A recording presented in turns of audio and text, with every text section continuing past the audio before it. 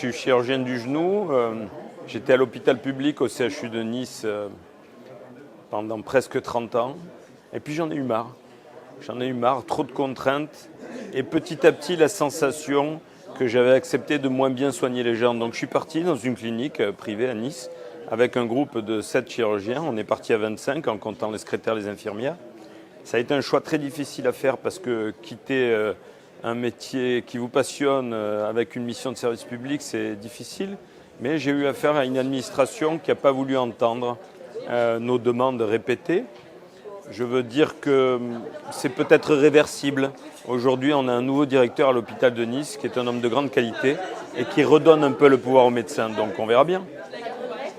Pas de regret, non, il faut aller de l'avant. L'essentiel, c'est d'être heureux dans son métier et là où on travaille. Alors, je reste dans le public pour 3 raisons. La première, c'est la possibilité de pouvoir opérer des patients compliqués, ce qui est plus difficile à faire dans un exercice privé.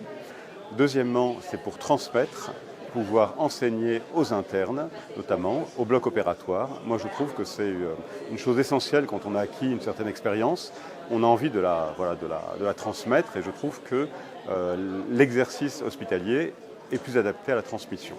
Et troisièmement, c'est pour faire de la recherche, parce que cet exercice hospitalier nous permet de dégager du temps, et ce temps nous permet justement de faire de la recherche et donc d'avancer, d'essayer de faire progresser les choses. Rester dans le public, mais essayer quand même de faire en sorte de gagner un peu d'argent à côté, parce que c'est vrai que l'exercice public, il est un petit peu décevant du point de vue financier, dans le sens où on gagne quand même beaucoup moins que lorsqu'on est dans le privé, mais il y a des possibilités dans le public d'avoir une activité privée. Donc je dis, si vous restez dans le public, il faut impérativement que vous développiez en parallèle une activité privée pour ne pas être trop frustré. La première, c'est pour l'intérêt chirurgical. En effet, dans le public, on a la chance d'avoir un recrutement de patients important avec des dossiers qui sont compliqués et finalement challengeants.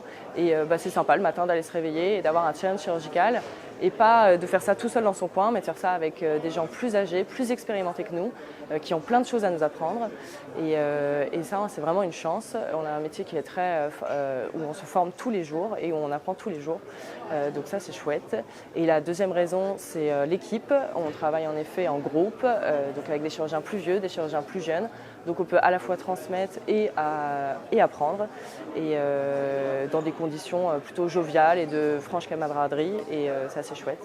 Et enfin, parce que pour l'instant, tous les matins, je suis heureuse de me réveiller et d'aller à l'hôpital, donc tant que ça dure comme ça, je resterai. Actuellement, je suis assistante en chirurgie orthopédique et mon projet, c'est de poursuivre sur un poste de titulaire à l'hôpital pendant autant d'années que je peux. L'hôpital public connaît des hauts et des bas. Là, moi, j'ai la chance d'être dans un service où je pense qu'on remonte une certaine pente, donc j'espère qu'on va rester sur la pente ascendante et que ça va continuer comme ça.